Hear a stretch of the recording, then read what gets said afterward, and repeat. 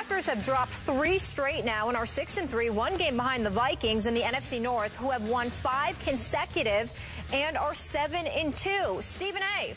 Will Rodgers, that bad man, save the day? Skip Bayless, I don't think he has a choice. He's the bad man.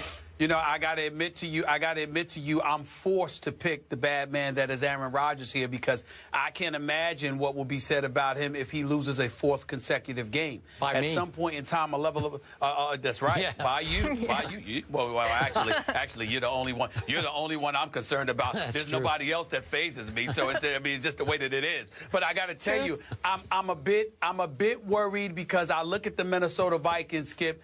They have surprised me. Adrian Peterson has been outstanding. That's no surprise. Teddy Bridgewater has been, he's been good. He's been good. And when you look at their defense, man, they just show up. And I can't rave enough about Zimmer. So I'm looking at Green Bay, and I'm like, you have every reason to be able to lose this game, particularly on the road. You're going to have a lot of stuff stacked against you. There's no question about that. And you know what questions I have about Green Bay's defense? It's highly suspect. But I just think desperate times call for desperate measures. And I think this is one of those games where we're going to see and witness the greatness of Aaron Rodgers come shining through because Minnesota being in first place now in the NFC North, you lose this game, in all likelihood, you lose the division to Minnesota. You're right. I think that Green Bay's back's against the wall. So it's like that rat trapped in the corner against that cat. I mean, this is what it is. You're going to run up until you have no choice but to come out clawing and scratching your way out of that abyss. And I find that to be the situation that the Green Bay Packers are in. I have no reason, plausibly speaking, based on what we have seen from the Green Bay Packers, to pick them to win this game. Lacey was out. Starks hasn't stepped in admirably.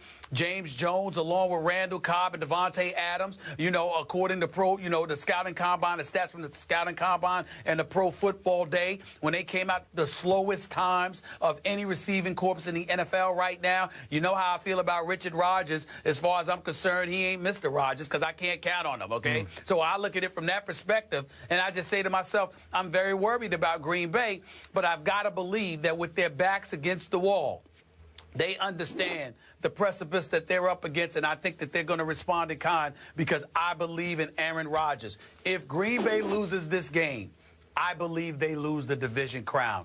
I don't think that's going to happen. I think it's that important. I think if they find a way to win this game, I'm going to pick Green Bay to win 24-21. Very interesting. And I admire you for sticking with the bad man. He'd better win this game. You're right. Yeah. And yet, before I make my pick, I went last night through my stats packet from ESPN, and numbers just leap out at me that shock me how bad Aaron Rodgers has been over the last 3 games, or Green Bay has been over the last 3 games. Yeah. But I look at what's happened with Randall Cobb. From 2011 to 2014, Aaron Rodgers completed 75% of his passes to Randall Cobb, who, when I was rooting against Rodgers, Randall Cobb would just torment me because he always seemed to get open at the most opportune moment. Now, obviously, there was Jordy Nelson to make the big defense stretching plays, but Randall Cobb made a lot of third down catches that just killed me when I rooted against Aaron Rodgers. Now, this year, he's completing only 59% of his passes to Randall Cobb and missed him, obviously, on the 2-point try in Carolina. Then I look at blitzing. First 6 games, Packers 6-0. Aaron Rodgers was blitzed only 20% of the time. And when he was blitzed, he completed 77% of his passes. Last 5 games, he's been blitzed 41% of the time and completed only 52% of his passes. He's crumbling under the – Aaron Rodgers is crumbling under the blitz. The bad man. I'm just stunned by that. And then, as you talked about running the football, first 6 games, they average 127 yards rushing. Last 3 games, 69 yards. Well, they can't do anything. They can't defend. They haven't had a sack in 3 straight games. And the Vikings have still the best rusher in pro football. The best running back in pro football is still Adrian Peterson.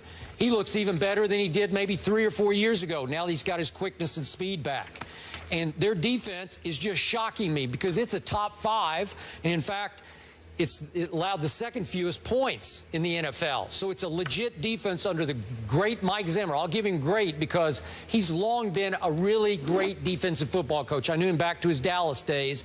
He can just coach defense, and he's elevating in stature into a top 5 defensive coach, even though he is the head coach. So in the end, I say it's going to come down to me, Aaron Rodgers, Teddy Bridgewater. I'm sorry, I can't buy Teddy Bridgewater. I just can't. So I'm going to go with you this Sunday because, come on, Aaron Rodgers has to be able to beat Teddy Bridgewater in a big game of a big division sort of tilting game. Well, come on, really? You can't beat Teddy Bridgewater? You know, I hear the conclusion that you're coming to. We're there together. It's just that it's for different reasons. Like, Teddy Bridgewater isn't going up against the same defense as Aaron Rodgers. No. So when you say Aaron Rodgers, can he beat Teddy Bridgewater?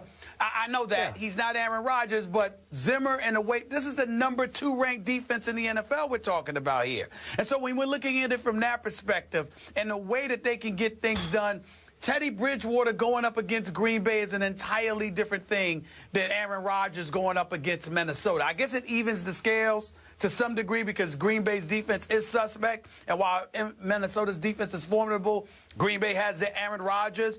But when we talk about, Skip, him being pressured in the pocket, look, Aaron Rodgers has been pressured in the pocket in the past. This is not phasing him. What's phasing him is that those receivers aren't getting open, and he has to hold on to the ball a little bit longer because he's trying to find somebody who's open.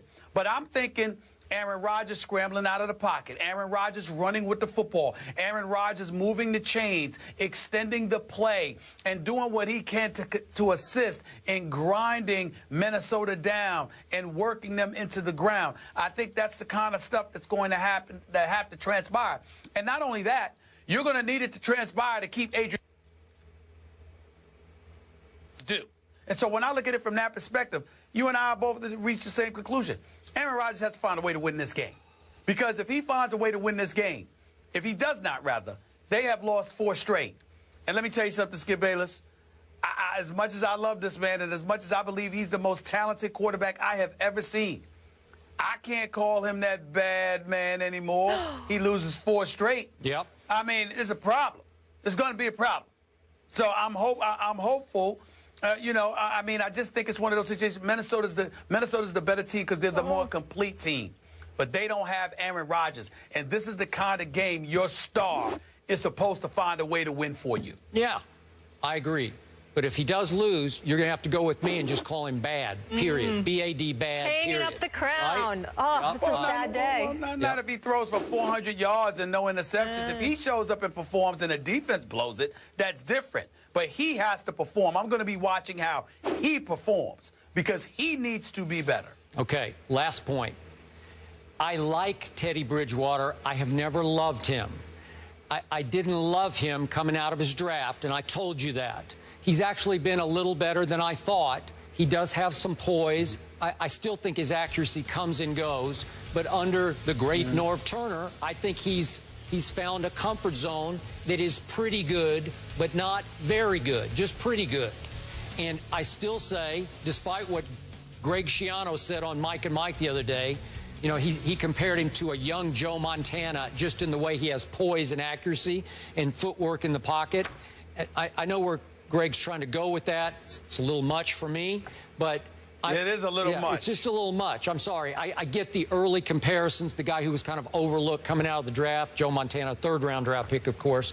But it's like comparing anybody to Michael Jordan. Just stop. It's not fair to Teddy Bridgewater. So in this case, this is magnitude. This is the Packers, the reigning champion of your division, and you get them at home. And it's going to have buzz, and it's going to have hype, and it's going to have focal point on the home team quarterback. And I'm not sure Teddy can live up to that yet. That's just me.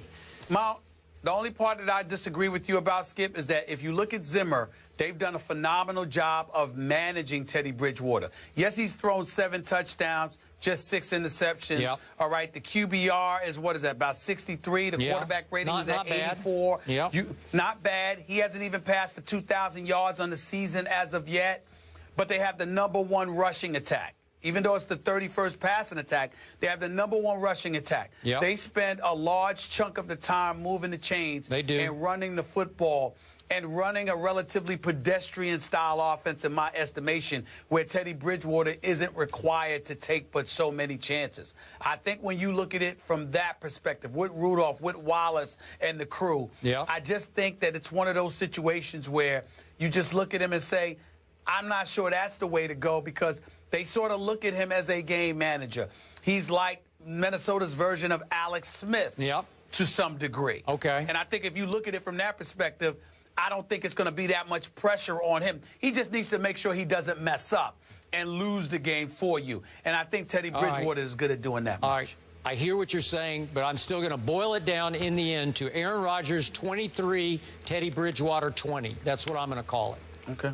All right. So you're both going with Green Bay. Vegas is not, though. Minnesota is favored by 1. And speaking of Vegas, we are all hyped for the big fight this weekend, Cotto versus Canelo. Check out Oscar De La Hoya on SportsCenter yesterday, telling you why this is must-see TV.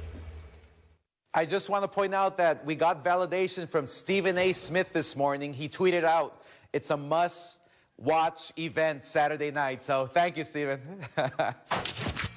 Oh, well, if Stephen A. says it, I mean, then you got to watch it, right? Wow. I appreciate the love, Oscar. I appreciate the love. Hype master, Stephen A. Yes. Smith. Yeah. Yes. Hey, He's got it's a worth future it. in that. Skip. I know it Skip, is. Molly. Yes. I'm serious. This fight is worth it. I'm buying the fight and looking forward to spending the money on this one. Likewise. You got to see this fight. Agreed. Got to see this fight. That makes 3 of us. More First Take back in a minute.